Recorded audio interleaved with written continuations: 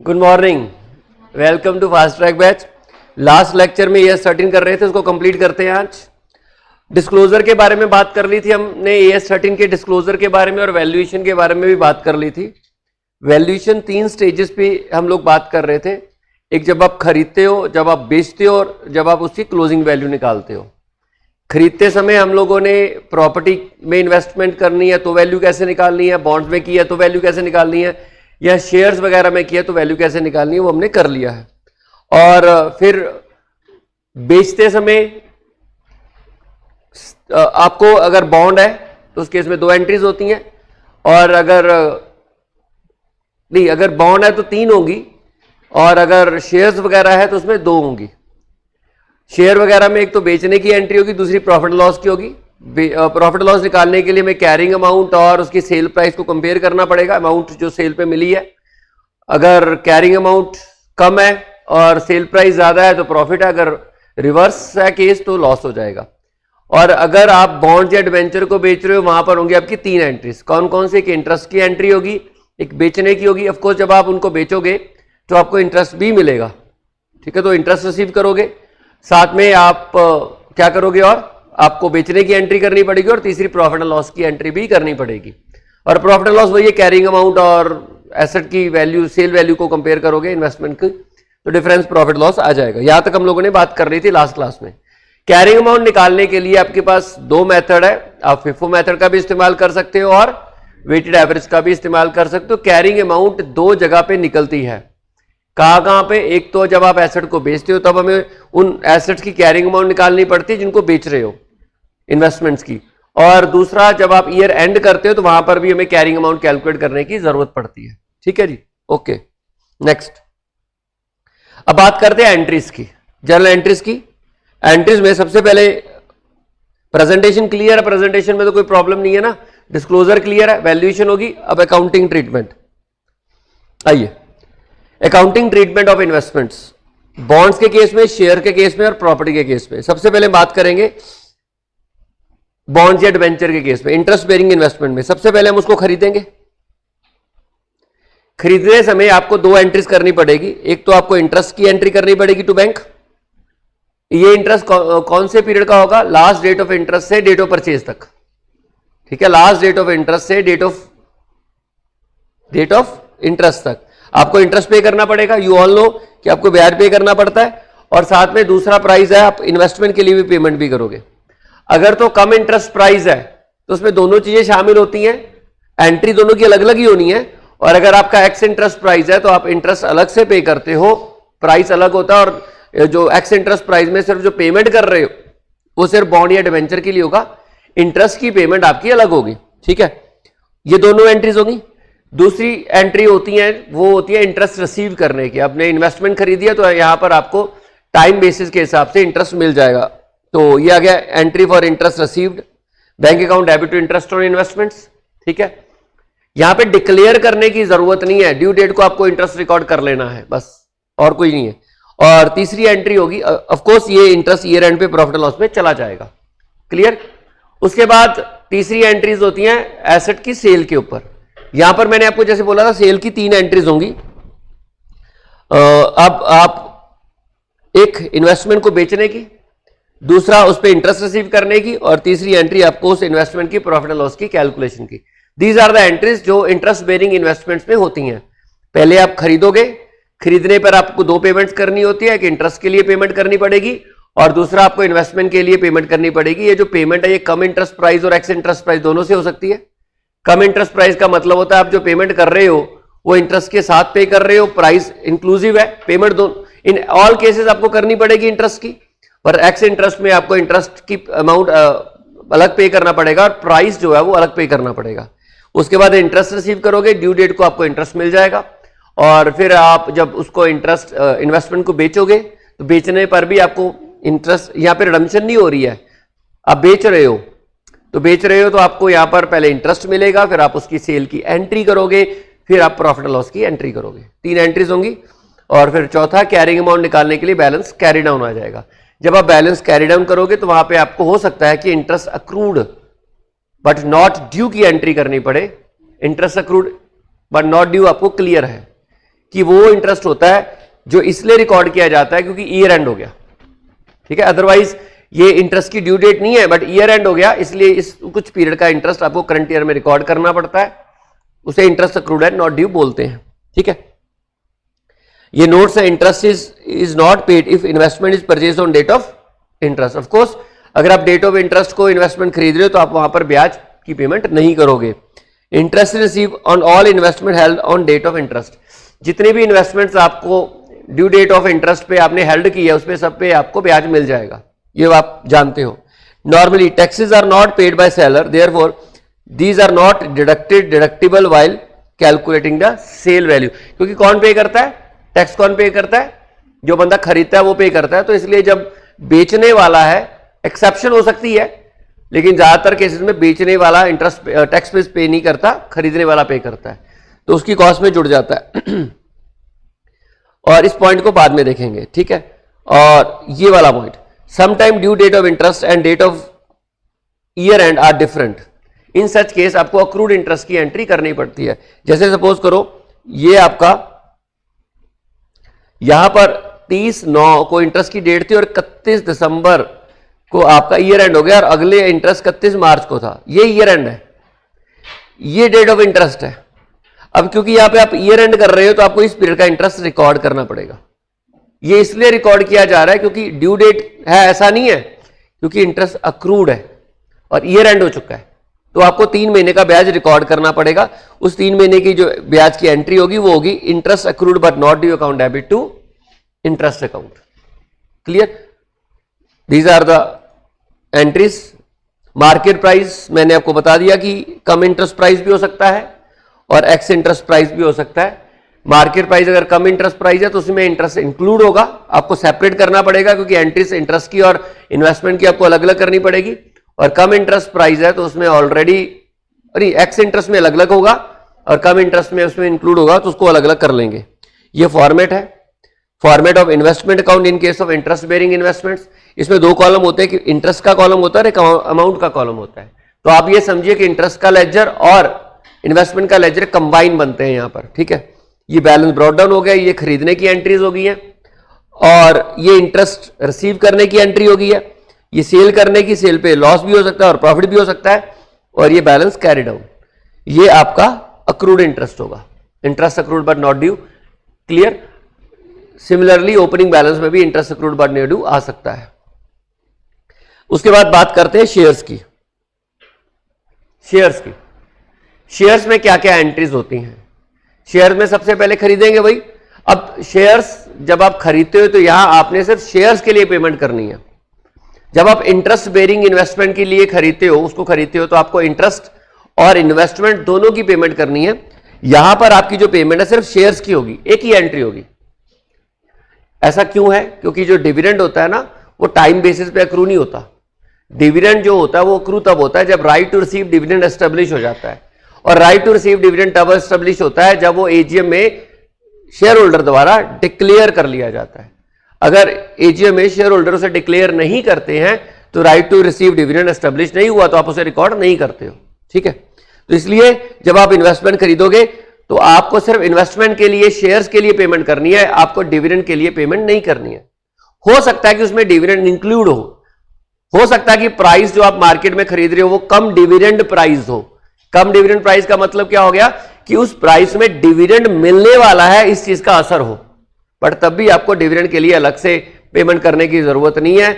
आपको वो पेमेंट हमेशा इन्वेस्टमेंट के लिए करनी होगी, ठीक है। उसके बाद जब आपको डिविडेंड मिलेगा, अब डिविडेंड यहां 2 तरीके का हो सकता है, ठीक है। यहां पर डिविडेंड की ड्यू डेट नहीं होती है, जैसे इंटरेस्ट की ड्यू डेट होती है, डिविडेंड की नहीं होती है। क्वेश्चन को बताना पड़ेगा कि डिविडेंड दिया जा रहा है। डिविडेंड इंटरिम भी हो सकता है और फाइनल भी हो सकता है, ठीक है। डिविडेंड रिसीव करने की ना कुछ शर्तें होती हैं। इंटरेस्ट में प्रॉब्लम नहीं आती, डिविडेंड में प्रॉब्लम आ जाती है। पहली बात है कि जिन शेयर्स के ऊपर डिविडेंड दिया जा रहा है वो उस समय एग्जिस्ट कर रहे हो जिस समय वो डिविडेंड आपके पास हो वो शेयर्स, तो तभी आपको मिलेगा, ठीक है। दूसरी कंडीशन ये होती है कि ये डिविडेंड जिस पीरियड का है उस पीरियड में भी वो शेयर एग्जिस्ट करने चाहिए, तब जाके वो डिविडेंड आपको मिलेगा। तीसरा ये कि उसको डिफाइन करना पड़ता है कि डिविडेंड आपको खरीदने से पहले के पीरियड का है तो आपके लिए प्री एक्विजिशन डिविडेंड बनेगा, और अगर खरीदने के बाद का पीरियड है तो पोस्ट एक्विजिशन डिविडेंड बनेगा। तीन चीजें आपको ध्यान में रखनी है। जैसे मैं आपको एग्जांपल देता हूं कि डिविडेंड में प्रॉब्लम आती है। क्या प्रॉब्लम आती है देखिए,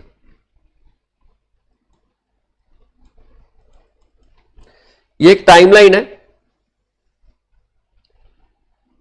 1/4/19, 31/3/20, 31/3/21।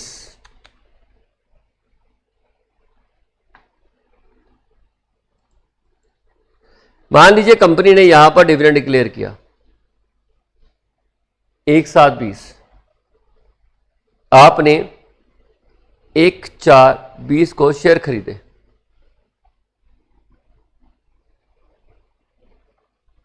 From stock market.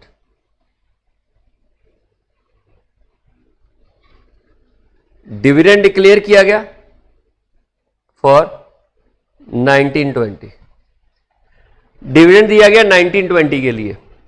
अब यहां पर डिविडेंड, पहली बात तीनों चीजें देखनी है कि क्या डिविडेंड आपको मिलेगा, क्या ये डिविडेंड मिलेगा? बिल्कुल मिलेगा। क्यों मिलेगा? क्योंकि शेयर उस समय एग्जिस्ट कर रहे थे। ठीक है, आपके पास है। कई बार हम लोग शेयर बेच देते हैं तो शेयर हमारे पास होते ही नहीं है, तो उन्हीं शेयरों के ऊपर डिविडेंड कैलकुलेट करना है जो शेयर्स हमारे पास है। दूसरी बात, क्या जिस पीरियड को डिविडेंड बिलोंग करता है उस पीरियड में ये शेयर एग्जिस्ट कर रहे थे? क्या वो शेयर एग्जिस्ट कर रहे थे? आपके पास हो या ना हो, शेयर एग्जिस्ट कर रहे थे? बिल्कुल कर रहे थे, क्योंकि ये शेयर स्टॉक मार्केट से खरीदे गए हैं। अब क्योंकि ये शेयर स्टॉक मार्केट से खरीदे गए हैं तो ये शेयर इस समय भी एग्जिस्ट कर रहे थे, इसका मतलब डिविडेंड मिलेगा। दोनों कंडीशन अगर पूरी हो जाती हैं तो आपको डिविडेंड मिलेगा। नहीं होगी। अगर यहां पे आईपीओ होता, अगर वहां पर राइट इश्यू होता, बोनस इश्यू होता, ठीक है, राइट इश्यू होता, बोनस इश्यू होता, तो बताओ आपको डिविडेंड मिलता? क्योंकि वो शेयर यहां पर एग्जिस्ट ही नहीं कर रहे। समझो ना? तो शेयर्स उस पीरियड में एग्जिस्ट करने चाहिए जिस पीरियड को डिविडेंड बिलोंग करता है।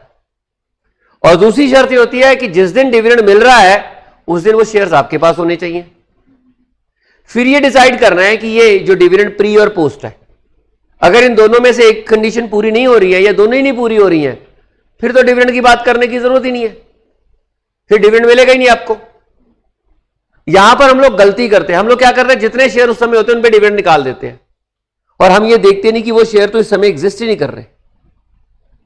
बहुत केसेस में राइट इशू हुआ होता है, और राइट इशू की वजह से हमारे पास शेयर तो होते हैं बट हम उन पे डिविडेंड निकाल लेते हैं। डिविडेंड पुराने पीरियड का होता है, लेकिन वो उस पीरियड में वो शेयर एग्जिस्ट नहीं कर रहे होते हैं, तो उन पे डिविडेंड बनता ही नहीं था, पर हमने तो रिकॉर्ड कर लिया।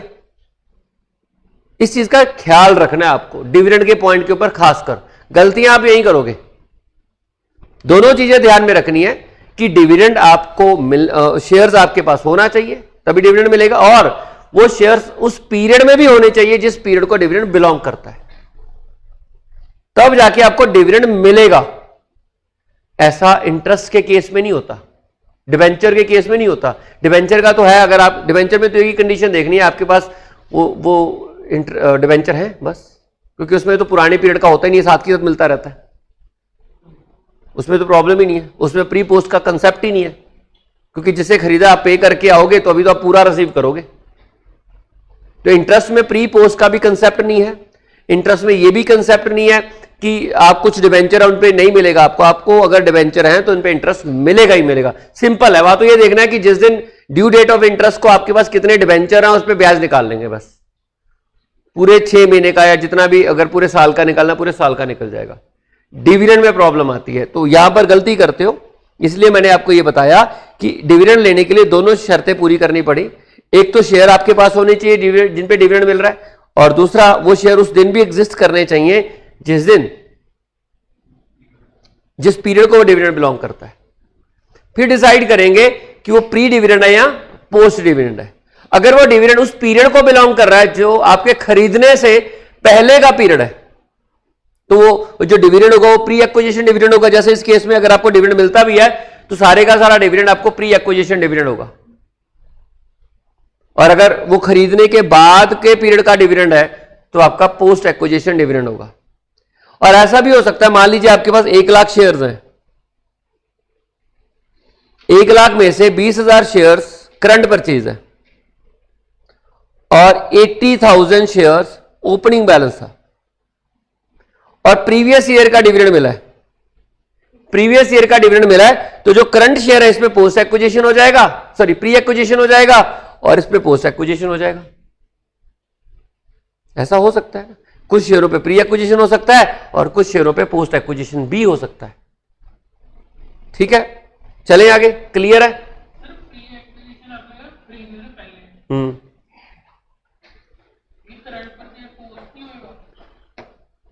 करंट पे तो पोस्ट मिल जाएगा, करंट पे तो प्री हो जाएगा। डिविडेंड अगर मान लीजिए 20,000 करंट परचेज किया आपने, इस डेट को मान लो खरीदे हैं 1/4 को, डिविडेंड पुराने पीरियड को बिलोंग करता है, तो इनके लिए जो डिविडेंड है वो प्री एक्विजिशन हो जाएगा ना, इनके लिए जो डिविडेंड होगा वो प्री एक्विजिशन हो जाएगा, वो तो पहले के हमारे पास, उनके लिए पोस्ट हो जाएगा।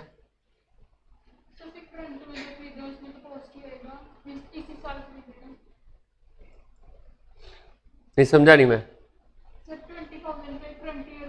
आपको दिखाता हूं, देखिए देखिए देखिए, सपोज 1/4/19, 31/3/20, 31/3/21, यहां आपने न्यू शेयर्स परचेज्ड, आपने 20,000 शेयर खरीदे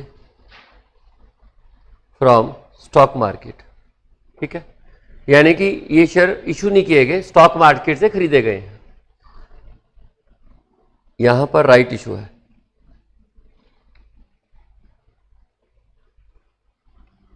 10,000 शेयर्स, ये डेट आपकी 1/6/20 और ये 1/8/20 और 1/9/20 को डिविडेंड डिक्लेयर किया गया और ये डिविडेंड दिया गया 19/20 का।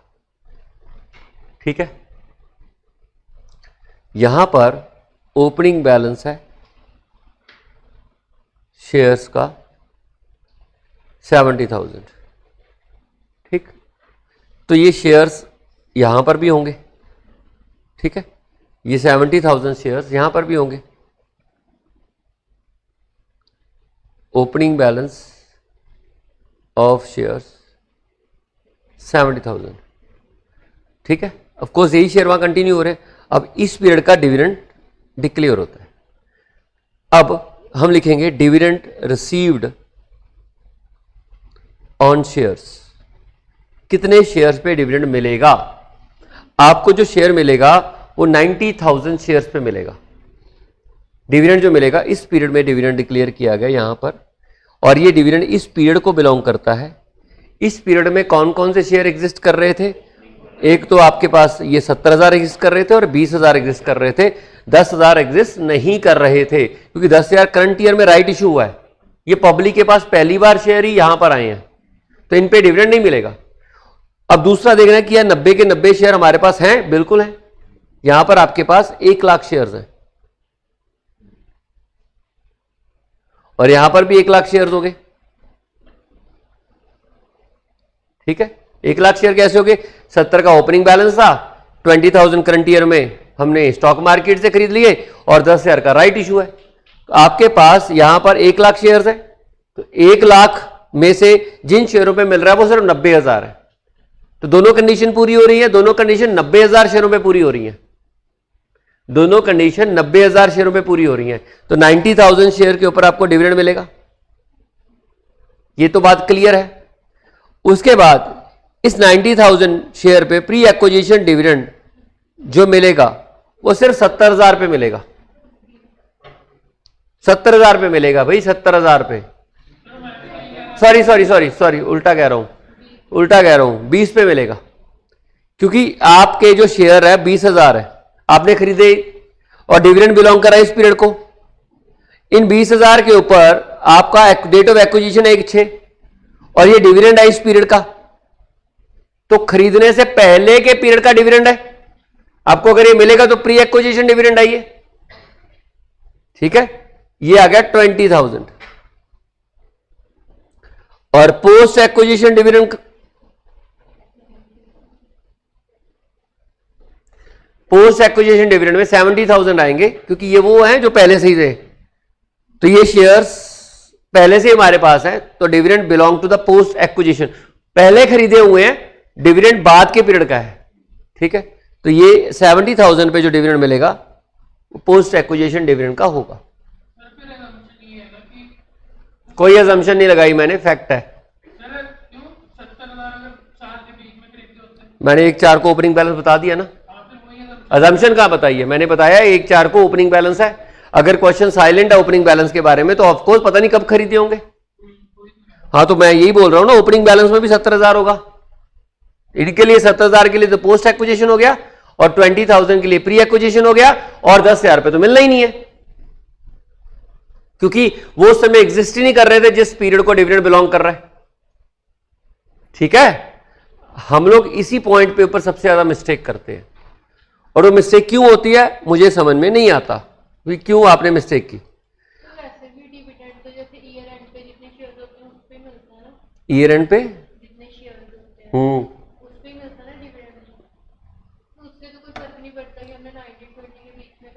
प्री और पोस्ट में तो आएगा ना, जैसे अब नेक्स्ट ईयर में डिविडेंड डिक्लेयर हो रहा है तो हम 31 मार्च 20 को देखेंगे। हाँ तो प्री पोस्ट तो देखेंगे ही ना, कितना पीरियड प्री में फॉल कर रहा है, कितना पीरियड पोस्ट में फॉल कर रहा है।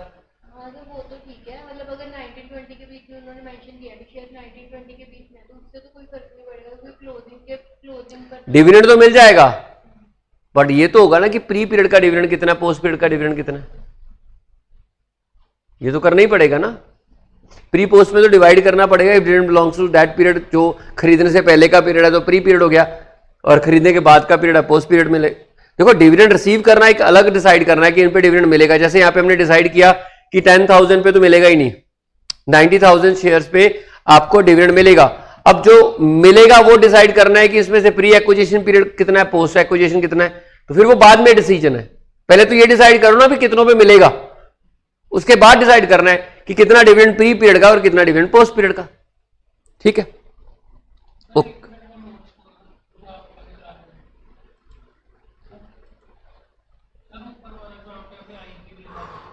हाँ, राइट इश्यू होगा ये तो, राइट इश्यू होगा, आईपीओ राइट इश्यू ही होगा।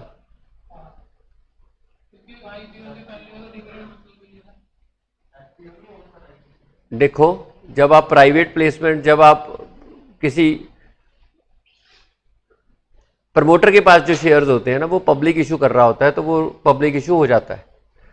प्रमोटर के पास, मान लो मैं प्रमोटर हूं, मेरे पास शेयर्स हैं, मैं उन शेयर की ट्रेडिंग नहीं कर रहा, तो ऐसे केस में मैं आईपीओ इशू करके पब्लिक को इशू कर सकता हूं।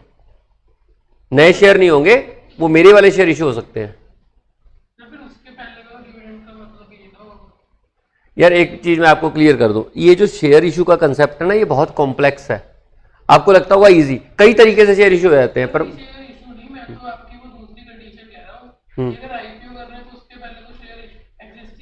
ना राइट इशू भी नहीं कर रहे होंगे, फिर तो आईपीओ भी नहीं कर रहे होंगे, बोनस इशू भी नहीं कर रहा होगा, तो तीनों केस मैंने तभी तो लिखे हैं। अगर ये आईपीओ होगा या राइट इशू होगा या बोनस इशू होगा तो शेयर एग्जिस्ट ही नहीं कर रहे होंगे, तो इस शेयरों के ऊपर इस पीरियड में डिविडेंड मिलेगा ही नहीं, ये उस पीरियड में थे ही नहीं, तो इन पे डिविडेंड मिलने का सवाल ही पैदा नहीं होता। तो वही मैं बोल रहा हूं कि इस समय आपने अगर स्टॉक मार्केट से खरीदे तो रेट मिल जाएगा, लेकिन अगर आप शेयर खरीदते हो आईपीओ के थ्रू, राइट इशू के थ्रू या बोनस इशू के थ्रू, तो इन शेयरों के ऊपर आपको डिविडेंड नहीं मिलना, क्योंकि ये उस पीरियड में एग्जिस्ट ही नहीं कर रहे थे जिस पीरियड में को डिविडेंड बिलोंग करता है।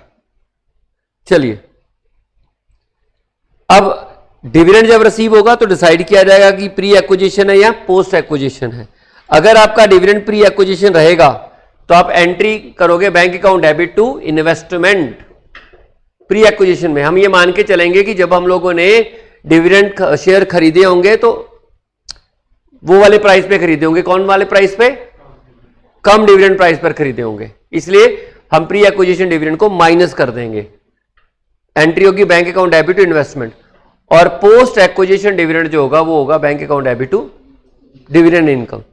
ठीक है, वो डिविडेंड इनकम में हम ले जाएंगे। ओके, नेक्स्ट है, उसके बाद जब आप शेयर बेचते हो तो ऑफ कोर्स यहां पर दो एंट्रीज होती हैं, इंटरेस्ट की एंट्री नहीं होगी। जब आप शेयर बेचोगे तो एंट्री होगी bank account debit to shares या इन्वेस्टमेंट, और उस पर जो प्रॉफिट लॉस होगा उसकी हम एंट्री कर लेंगे। ये देखिए, entry for sale of shares, bank account debit, अगर लॉस हुआ तो डेबिट हो जाएगा, अगर प्रॉफिट हुआ तो क्रेडिट हो जाएगा टू इन्वेस्टमेंट। और हाँ, आप जो प्रॉफिट लॉस निकालोगे वो आपको मालूम है कि आपने उस प्रॉफिट लॉस को कैसे कैलकुलेट करना है। सेल प्राइस और आप कैरिंग अमाउंट को कंपेयर करोगे, अगर सेल प्राइस कैरिंग अमाउंट से ज्यादा है तो आपको प्रॉफिट होगा, अगर उल्टा है तो आपको लॉस होगा। बोनस इशू की कोई एंट्री नहीं होती है, बिल्कुल नहीं होती है। नंबर ऑफ शेयर्स बढ़ जाते हैं, अमाउंट का कॉलम उतना ही रहता है, जो नॉमिनल वैल्यू है नंबर ऑफ शेयर का कॉलम होता है उसमें इंक्रीज हो जाता है। बोनस इशू के ऊपर हम लोग कोई एंट्री नहीं करते हैं। Bonus shares are share given without any consideration to the existing share holders, therefore no entries pass for the bonus issue received in the books of investor. However it will increase the number of share with investor, as a result average cost per share fall कर जाती है। ठीक है, उसके बाद right shares, अगर आपको right share offer होते हैं तो आप उसके पास दो ऑप्शंस होती हैं। एक ऑप्शन तो ये होती है कि आप राइट शेयर को खरीद लेते हो, और दूसरा ऑप्शन होती है कि आप उस राइट को रिनाउंस कर देते हो किसी के फेवर में। अगर तो आप खरीदते हो तो सिंपल सी बात है, बैंक अकाउंट में पैसा कम हो जाता है, इन्वेस्टमेंट टू बैंक। और अगर आप उस राइट को बेच देते हो तो आप उसे आमदन ट्रीट करते हो, bank account debit to sale of right. Sale of right को आप पीएनएल में ले जाते हो। उसके बाद लास्ट होता है balance carry down. Balance carry down ने आपको उसकी जो इन्वेस्टमेंट की कैरिंग अमाउंट निकालनी है। कैरिंग अमाउंट निकालने के लिए या तो आप फिफो मेथड का इस्तेमाल करते हो या फिर आप वेटेड एवरेज का इस्तेमाल करोगे। दोनों में से कोई सा भी मेथड हम लोग यूज कर लेंगे to calculate the carrying amount of that investment. तो देखिए, परचेज की एंट्री क्लियर है। परचेज करते समय हमें सिर्फ एक एंट्री करनी है परचेज की। परचेज का प्राइस निकालना मैंने आपको बता दिया। उसके बाद डिविडेंड की एंट्री करनी है।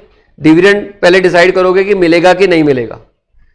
अगर मिलेगा तो फिर डिसाइड होगा कि प्री एक्विजिशन का है या पोस्ट एक्विजिशन का। उसके बाद तीसरी एंट्री होती है सेल की। अगर आप इन्वेस्टमेंट को सेल करते हो तो सेल पे पहले सेल की एंट्री की जाएगी और फिर प्रॉफिट एंड लॉस की एंट्री होगी। डिविडेंड वगैरह की यहां कोई एंट्री नहीं होगी। उसके बाद एंट्री होगी अगर आपको बोनस शेयर इशू हो रहे हैं। अगर आपको बोनस शेयर इशू हो रहे हैं तो आप सिंपली क्या कर लोगे, आपकी उसकी कोई एंट्री नहीं करोगे, नंबर ऑफ शेयर बढ़ जाएंगे और अमाउंट का कॉलम सेम रहेगा। ठीक है, नेक्स्ट है राइट इशू।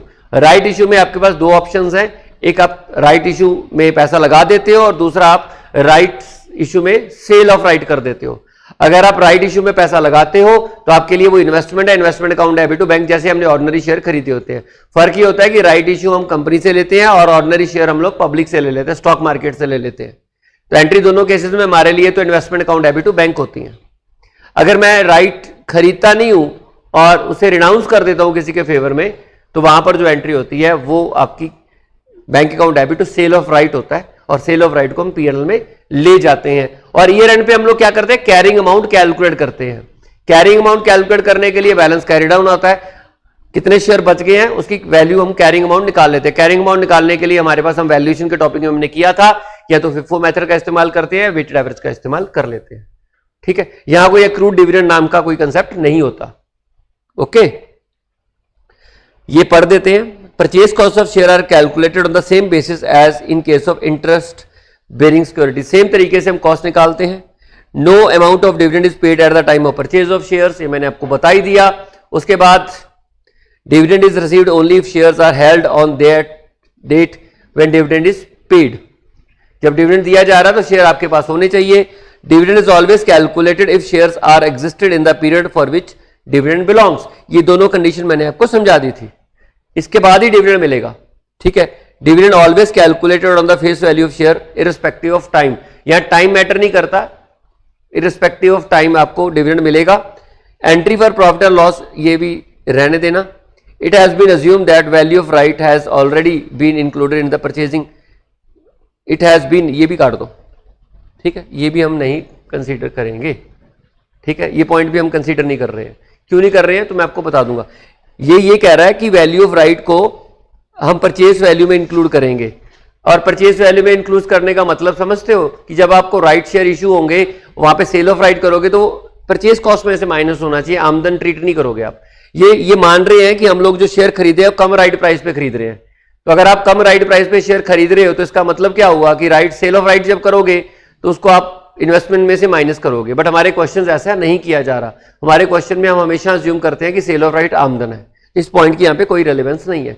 और ये ऊपर वाला जो पॉइंट मैंने कटवाया है वो ये है कि हमें profit and loss transaction wise नहीं निकालना, ईयर एंड पे निकालना है। बट हमें ऐसा नहीं करना, हमें profit and loss transaction wise निकालना है। जब जब ट्रांजैक्शन होगी तब तब हमने प्रॉफिट लॉस को कैलकुलेट करना है। ये कहता है कि ऐसा मत करो, अगर आप 10 बार सेल कर रहे हो तो 10 बार प्रॉफिट लॉस कैलकुलेट मत करो, ईयर एंड पर जाकर एक ही बार प्रॉफिट लॉस कैलकुलेट कर लो। बट हमें ऐसा नहीं करना, हमें ट्रांजैक्शन वाइज ही करना है, इसलिए हम इन दोनों पॉइंट्स को काट रहे हैं। ठीक है, नहीं, आप कैरिंग अमाउंट निकाल लो, बैलेंसिंग फिगर प्रॉफिट लॉस आ जाएगी। ईयर एंड पे अगर आपको ईयर एंड पे इनका कहना है कि ईयर एंड पर भी हमें ट्रांजैक्शन वाइज निकालना पड़ेगा। अगर आप मान लीजिए साल में 10 बार सेल कर रहे हो तो 10 ट्रांजैक्शन में प्रॉफिट लॉस आएगा। तो अगर तो आप ट्रांजैक्शन वाइज प्रॉफिट लॉस निकाल रहे हो तो 10 बार निकालना पड़ेगा। और अगर आप ईयर एंड पे जा रहे हो तो आप कैरिंग अमाउंट निकाल लो, जो बचे हुए हैं, जो बचे हुए इन्वेस्टमेंट उसकी कैरिंग अमाउंट निकाल लो, और जो डिफरेंस होगा वो ऑटोमेटिकली क्या आएगा, प्रॉफिट लॉस में चला जाएगा। तो आपको 10 ट्रांजैक्शन के लिए इकट्ठा प्रॉफिट लॉस निकल जाएगा वहां पर। बट हमारी बुक में ट्रांजैक्शन वाइज निकाला गया है, इसलिए स्टडी मटेरियल में, इसलिए मैं बोल रहा हूं ट्रांजैक्शन वाइज निकाल लेंगे। ठीक है, हालांकि टाइम सेव उससे होता है अब जब कैरिंग अमाउंट पे इकट्ठा प्रॉफिट लॉस निकाल लेते हो। ठीक है, ये रहा आपका फॉर्मेट, एक फेस वैल्यू, एक डिविडेंड का, वहां पे इंटरेस्ट था या डिविडेंड का कॉलम आ गया और अमाउंट का कॉलम आ गया। डिविडेंड का कॉलम कई क्वेश्चन में बनाया जाता है, कईयों में नहीं बनाया जाता। तो अगर आप चाहो तो डिविडेंड का कॉलम बना लेना, नहीं चाहो तो आपकी मर्जी। ठीक है, बैलेंस ब्रॉट डाउन आ गया। यहां पर कभी भी डिविडेंड अक्रूड नहीं आएगा। इंटरेस्ट के केस में इंटरेस्ट अक्रूड आ सकता है लेकिन कभी भी डिविडेंड अक्रूड नहीं आएगा। बैलेंस फेस वैल्यू आ गई, डिविडेंड आ गया और ये अमाउंट आ गई। ये आपने इतनी फेस वैल्यू के शेयर्स खरीद लिए और ये पब्लिक इश्यू खरीदा और ये आपने राइट इश्यू खरीद लिया। ये देखो बोनस इश्यू है, बैंक इश्यू नहीं है।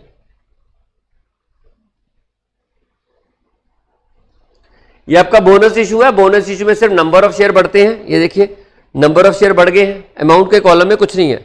उसके बाद आप डिविडेंड रिसीव कर रहे हो बाय वाली साइड, अगर तो वो प्री एक्विजिशन डिविडेंड है तो ये देखिए यहां अमाउंट के कॉलम में चला गया, और अगर पोस्ट है तो यहां चला गया। ठीक है, उसके बाद अगर आप शेयर की सेल करते हो, इतनी फेस वैल्यू के शेयर बिक गए हैं इतनी अमाउंट के, और अगर उस पर लॉस हुआ है ये आ गया, और अगर उस पर प्रॉफिट हुआ है तो ये आ गया। ठीक है, और उसके बाद बैलेंस कैरी डाउन आ जाएगा और जो डिविडेंड है वो पीएनएल में चला जाएगा। क्लियर? अगर शॉर्ट टर्म इन्वेस्टमेंट है, कॉस्ट और fair value which average lower पर हम दिखा देंगे और डिफरेंस ऑटोमेटिकली पीएनएल में चला जाएगा। ठीक है, उसके बाद हम प्रॉपर्टीज के बारे में भी बात कर लेते हैं। ये इन्वेस्टमेंट इन प्रॉपर्टीज, अगर आप प्रॉपर्टी में इन्वेस्टमेंट करते हो तो शेयरों की वैल्यूज मतलब एंट्रीज अकाउंटिंग ट्रीटमेंट क्या होगी अगर आप प्रॉपर्टी में इन्वेस्ट करते हो? ऑफ कोर्स सिंपल सी बात है, यहां तो कोई डिविडेंड का कंसेप्ट नहीं है, खरीदना ही है, खरीदना है, बेचना है, प्रॉफिट लॉस निकालना है। अगर रेंट मिलेगा तो रेंट रिकॉर्ड कर लेंगे। ठीक है, और कैरी डाउन वैल्यू है सेम। इन्वेस्टमेंट टू बैंक, और इसकी कॉस्ट ऑफ इन्वेस्टमेंट एएस 10 की तरह निकाली जाएगी, जैसे एएस 10 में निकालते हैं। अकाउंटिंग स्टैंडर्ड 10 में सारे खर्चे जुड़ते हैं। कितनी अमाउंट पे किया आपने, कितना ब्रोकरेज पे किया, कितनी स्टैंप ड्यूटी पे की, और आपको याद होगा कल मैंने बोला था कि अगर if you need to pay any membership fees to any cooperative society to buy that investment, तो आपको वो भी पेमेंट करनी पड़ेगी। उसको जोड़ने के बाद this is the cost of investment, और इसकी हम एंट्री यहां पर कर देंगे। ठीक है, उसके बाद अगर उस इन्वेस्टमेंट से कोई रेंटल इनकम आती है तो bank account debit to rental income course, और बाद में आप उसको बेच देते हो। बेचने की भी दो ही एंट्रीज होंगी यहां पर, एक तो बेचोगे, दूसरा प्रॉफिट लॉस कैलकुलेट कर लोगे। प्रॉफिट लॉस कैसे कैलकुलेट करोगे? यहां पर आइडेंटिफिकेशन हो जाती है, या फिफो वेटेड एवरेज का कोई चक्कर नहीं है। आपको पता नहीं है लैंड कौन सा बेच रहे हो, और हर लैंड की रजिस्ट्री अलग अलग हुई होगी। ठीक है, तो ऑटोमेटिकली यहां पर कोई प्रॉब्लम नहीं आएगी। यहां फिफो वेटेड को यूज करने की जरूरत नहीं है, क्योंकि यहां मिक्स नहीं हो रहा। ठीक है, हमें पता है कि कौन सा लैंड बेच रहे हो और उसकी कॉस्ट आपको उसकी रजिस्टर्ड वैल्यू से पता होगी, रजिस्ट्री करवाई हुई होगी, तो हम प्रॉफिट लॉस कैलकुलेट कर लेंगे। ठीक है, पहले सेल की एंट्री करेंगे, फिर उस प्रॉफिट लॉस की एंट्री करेंगे। और अगर लैंड बेच ही दिया तो बैलेंस कैरी डाउन नहीं होगा, और अगर नहीं बेचा तो बैलेंस कैरी डाउन आ जाएगा। क्लियर? और अगर होगा तो ऑलवेज, अगर मान लो 2 लैंड है, 3 लैंड खरीदे थे, 2 बेच दिए, 1 बचा हुआ है, तो जो बचा हुआ वो ऑलवेज वैल्यूड एट कॉस्ट, क्योंकि वो मान के चलते हैं लैंड को हम लॉन्ग टर्म पर्पस के लिए खरीदते हैं, और long term investment always cost पर वैल्यू होगी। क्लियर? नेक्स्ट पॉइंट है when investments are purchase for consideration other than cash. ये भी कई बार होता है कि जब आप इन्वेस्टमेंट को खरीदते हो, पेमेंट जो कर रहे हो वो कैश की जगह कंसीडरेशन अदर देन कैश कर रहे हो, तो क्या करना है? अगर पार्टली खरीद रहे हो, पेमेंट कर रहे हो, तो जितना कैश पे किया और जितना कोई अदर एसेट पे इशू किया उसकी फेयर वैल्यू, ये परचेज कॉस्ट आ जाएगी। मान लीजिए मैंने इन्वेस्टमेंट खरीदी, उसके बदले में मैंने आपको कुछ कैश दे दिया और कुछ में आपको अपने शेयर दे दिए। आपसे मैंने इन्वेस्टमेंट खरीद ली, उसके बदले में मैंने कुछ कैश दिया और कुछ अपने शेयर दे दिए, डिबेंचर दे दिए। इसे बोलेंगे ना partly cash, partly consideration other than cash. तो वहां पे जो इन्वेस्टमेंट की वैल्यू होगी वो कितनी होगी? सिंपल सी बात है, जितना आपने कैश पे किया वो तो कैश ले ही लो, और जितनी आपने अदर कंसीडरेशन पे किया उसकी फेयर वैल्यू। ठीक है, उसको जोड़ लोगे तो ये अमाउंट आपकी आ जाएगी। अगर आपने सारी की सारी पेमेंट अदर कंसीडरेशन में की है, जैसे सपोज करो आपके डिबेंचर की जगह मैंने अपने शेयर दे दिए, आपके डिबेंचर की जगह, कन्वर्जन का केस है फॉर एग्जांपल, आपके डिबेंचर की जगह मैंने अपने शेयर कर दिए, तो ऐसे केस में जो डिबेंचर होगा, जो आपके डिबेंचर है उसके बदले मैंने अपने शेयर दिए, तो उसमें जो मेरे शेयर्स या आपके डिबेंचर दोनों में से जिसकी वैल्यू भी क्लियरली एविडेंट होंगी उस पर हम वैल्यू कर देंगे। क्लियर? दोनों में से जिसकी भी वैल्यू क्लियरली एविडेंट होगी, हम इसका क्वेश्चन करेंगे, वहां पे आपको एक आइडिया समझ में आ जाएगा। If investment is acquired in exchange of another asset, मैंने आपसे एक लिया और दूसरा दे दिया। Investment is always valued at fair value of asset given और fair value of asset received which ever is clearly evident. और नॉर्मली ये होता है कब? जब मैं, अगर मान लो इन्वेस्टर हूं, मेरे पास डिबेंचर्स हैं और आप डिबेंचर को कन्वर्ट करना, आपकी कंपनी के डिबेंचर्स हैं मेरे पास, मैं इन्वेस्टर हूं, मेरे पास आपकी कंपनी के, मैंने आपकी कंपनी के डिबेंचर में इन्वेस्ट किया हुआ है, तो मैं डिबेंचर होल्डर बन गया। आपने मुझे ऑप्शन दी कन्वर्जन की, कंपनी हो ना आप, तो आप मेरे डिबेंचर के बदले में अपने शेयर दे रहे हो। तो वहां पर ये कंसेप्ट होता है कि आपके शेयर में, अब मेरी इन्वेस्टमेंट आपके शेयरों में हो जाएगी। अर्लियर मेरी इन्वेस्टमेंट आपके डिबेंचर में थी, अब आप कहते हो नहीं हमें तो डिबेंचर को खत्म करना है, उसके बदले में आप शेयर ले लो, तो एक्सचेंज हो रहा है। मैं एक अनदर एसेट ले रहा हूं, दूसरा दे रहा हूं, तो ऐसे केस में आप उन जो नए शेयर्स आएंगे उनकी वैल्यू क्या होगी?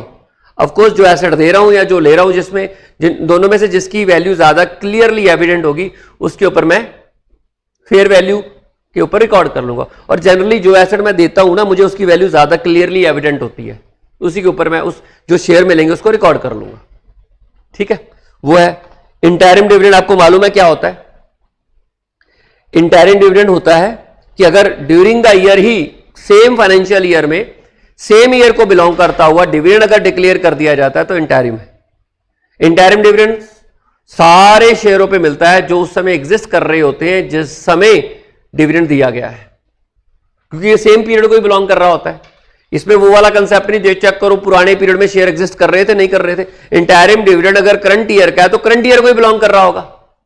अगर आज मैं डिविडेंड डिक्लेयर कर देता हूं इंटरिम, तो इसी ईयर को बिलोंग करता होगा। वैसे तो अप्रैल के महीने में आप डिविडेंड डिक्लेयर नहीं कर सकते हो, थर्ड या फोर्थ क्वार्टर में डिविडेंड इंटरिम डिक्लेयर होता है। तो मान लीजिए इसी साल के थर्ड क्वार्टर में जाके मैं इंटरिम डिविडेंड डिक्लेयर करूं, तो इसका मतलब क्या होता है? इसका मतलब मैं ये डिविडेंड 21-22 के लिए डिक्लेयर कर रहा हूं। करंट ईयर में डिक्लेयर किया, करंट ईयर को बिलोंग करता है।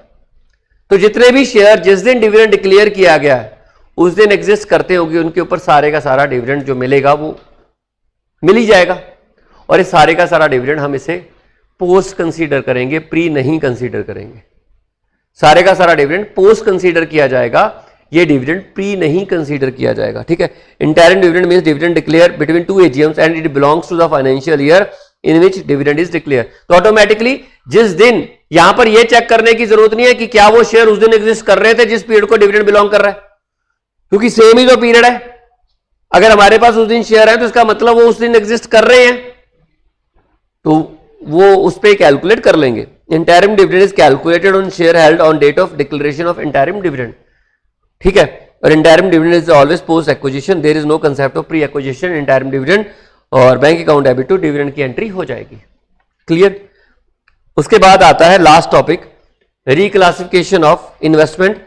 हम लोग करंट इन्वेस्टमेंट को लॉन्ग टर्म में कई बार रिक्लासिफाई करते हैं और लॉन्ग टर्म इन्वेस्टमेंट को करंट इन्वेस्टमेंट में रिक्लासिफाई करते हैं। थ्योरेटिकली आपको पता होना चाहिए, क्वेश्चन में इसका कोई योगदान नहीं है। ठीक है, अगर आप करंट इन्वेस्टमेंट को लॉन्ग टर्म में यानी कि शॉर्ट टर्म को लॉन्ग टर्म में रिक्लासिफाई करना चाहते हो, मतलब पहले आपने उसे शॉर्ट टर्म ट्रीट किया हो और बाद में आप डिसाइड करते हो नहीं अब तो मैं इसको बेचूंगा नहीं, you may change your decision.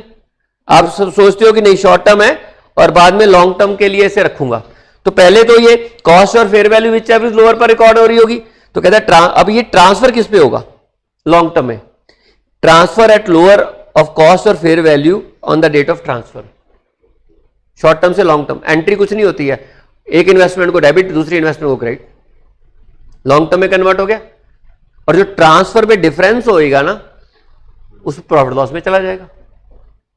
Suppose करो शॉर्ट टर्म इन्वेस्टमेंट 10 रुपए की है और आप उसे लॉन्ग टर्म में कन्वर्ट करना चाहते हो, लॉन्ग टर्म में कन्वर्ट करने के लिए उसे कॉस्ट और फेयर वैल्यू देखनी पड़ेगी, विच एवरेज कॉस्ट लोअर में से। तो मान लीजिए आप कॉस्ट पे दिखा रहे हो शॉर्ट टर्म इन्वेस्टमेंट को 10 रुपए और उसकी उस दिन फेयर वैल्यू 8 रुपए है। ठीक है, शॉर्ट टर्म आप उसे कॉस्ट पर दिखा रहे हो, जिस दिन ट्रांसफर करने गए तो कॉस्ट तो 10 की है और फेयर वैल्यू 8 की है। आपकी short term investment cost per है क्योंकि पिछली बैलेंस शीट में फेयर वैल्यू ज्यादा थी, 12 रुपए थी और कॉस्ट 10 थी, तो आपने कॉस्ट पे उसको वैल्यू कर रखा है। लेकिन मान लीजिए 1 जुलाई 20 को ये 31/3/20 है, 31/3/20 को शॉर्ट टर्म इन्वेस्टमेंट कॉस्ट पर वैल्यू हो रही थी और 1 जुलाई को आप उसे कन्वर्ट कर रहे हो किस पे, लॉन्ग टर्म में। आपको ट्रांसफर करने की एंट्री करनी पड़ेगी। आप शॉर्ट टर्म इन्वेस्टमेंट को क्या करोगे, क्रेडिट करोगे, लॉन्ग टर्म को डेबिट करोगे। ठीक है, नेचर चेंज कर दिया हमने। तो भाई जो वहां पर वैल्यू करोगे ना वो उसे 8 रुपए पे वैल्यू करोगे, तो आपकी लॉन्ग टर्म इन्वेस्टमेंट जो डेबिट होगी, लॉन्ग टर्म इन्वेस्टमेंट जो डेबिट होगी वो 8 रुपए से होगी और शॉर्ट टर्म इन्वेस्टमेंट जो क्रेडिट होगी वो 10 रुपए से होगी, और जो डिफरेंस है वो प्रॉफिट लॉस में चला जाएगा। इस तरीके से आपकी जो इन्वेस्टमेंट है रिक्लासिफाई हो जाएगी।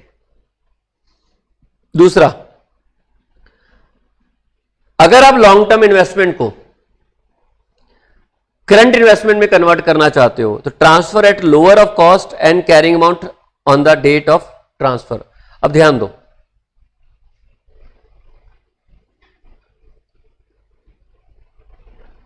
ये रिक्लासिफिकेशन इसलिए करना होता है क्योंकि दो चीजों में फर्क है short term and long term में। एक तो डिस्क्लोजर में फर्क है तो इन्वेस्टमेंट ही है पर दोनों के डिस्क्लोजर में डिफरेंस है। दूसरा, इनकी कैरिंग अमाउंट पे में डिफरेंस होता है। लॉन्ग टर्म इन्वेस्टमेंट कॉस्ट पर वैल्यू की जाती है और शॉर्ट टर्म कॉस्ट और fair value which ever lower पर वैल्यू की जाती है। तो यहां 2 लेवल पे डिफरेंस आता है।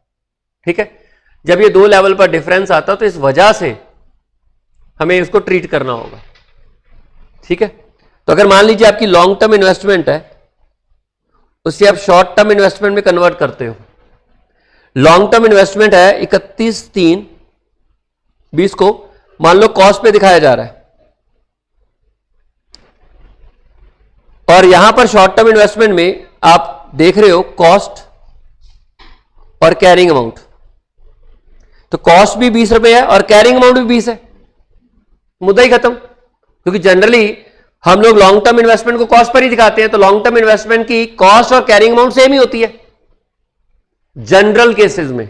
एक्सेप्शन हो सकती है जब परमानेंट डिक्लाइन होता है, ठीक है। तो ये तो नॉर्मल केस है, 20 की 20 में ट्रांसफर हो जाएगी, कोई गेन लॉस नहीं, क्योंकि लॉन्ग टर्म इन्वेस्टमेंट है, वो अगर कॉस्ट है तो कैरिंग अमाउंट भी उसकी वही होगी। जनरली अगर नॉर्मल इन्वेस्टमेंट है, लॉन्ग टर्म की बात करते हैं, तो उसकी कॉस्ट पे ही हम उसको वैल्यू करते रहते हैं, और बाद में हम उसको शॉर्ट टर्म में कन्वर्ट करते हैं, तो हम चाहते हैं कि कैरिंग अमाउंट चेक करो और कॉस्ट चेक करो। कैरिंग अमाउंट और कॉस्ट, कैरिंग अमाउंट होती है जिस वैल्यू पे हम इन्वेस्टमेंट को डिस्क्लोज कर रहे हैं, और कॉस्ट चेक करो, दोनों में से जो लोअर होगी उसके ऊपर हम शॉर्ट टर्म इन्वेस्टमेंट डेबिट करेंगे। तो अगर हमारी long term investment already cost पे वैल्यू हो रही है तो कैरिंग अमाउंट भी उसकी वही होगी, तो भाई ठीक है, फिर शॉर्ट टर्म इन्वेस्टमेंट 20 से डेबिट होगी और लॉन्ग टर्म इन्वेस्टमेंट 20 से क्रेडिट हो जाएगी। Long term investment, short term investment, ये 31/3 की डेट है। यहां पर कॉस्ट थी इसकी 10 रुपए की और कैरिंग अमाउंट इसकी थी 8 रुपए की, परमानेंट डिक्लाइन था। तो जब परमानेंट डिक्लाइन होता है तो कॉस्ट मैटर ही नहीं करती, रिड्यूस्ड वैल्यू के ऊपर हम उसको वैल्यू कर लेते हैं, और बाद में जब हम इसे शॉर्ट टर्म में कन्वर्ट करेंगे तो शॉर्ट टर्म को डेबिट करेंगे, लॉन्ग टर्म को क्रेडिट करेंगे, तो वहां पर देखी जाएगी कॉस्ट कितनी है और कैरिंग अमाउंट कितनी है, 8। तो शॉर्ट टर्म इन्वेस्टमेंट को 8 पर ही दिखाओगे, है ना, तो यहां पर भी प्रॉफिट लॉस नहीं आएगा।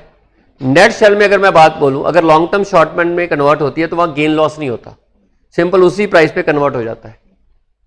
अगर वो कॉस्ट पे है तो वो भी कॉस्ट पे, और अगर कैरिंग अमाउंट पे तो वो भी कैरिंग अमाउंट पे। क्लियर है? अगर लॉन्ग टर्म शॉर्ट टर्म में कन्वर्ट हो रहा है, ऑफ कोर्स शॉर्ट टर्म में जब शॉर्ट टर्म को लॉन्ग टर्म में लेके जाओगे तो हो सकता है गेन, ठीक है, या लॉस, लेकिन कभी उसमें नहीं होगा। क्लियर है? लॉन्ग टर्म जब शॉर्ट टर्म में कन्वर्ट होगी तो सेम प्राइस पे कन्वर्ट होगी, ऐसा यही निकल रहा है नेट रिजल्ट तो इसमें से रिक्लासिफिकेशन करते समय। तो this is all about accounting standard. हम लोगों ने तीनों चीजें कर ली है, डिस्क्लोजर पता है हमें, वैल्यूएशन पता है, ट्रीटमेंट पता है, ठीक है।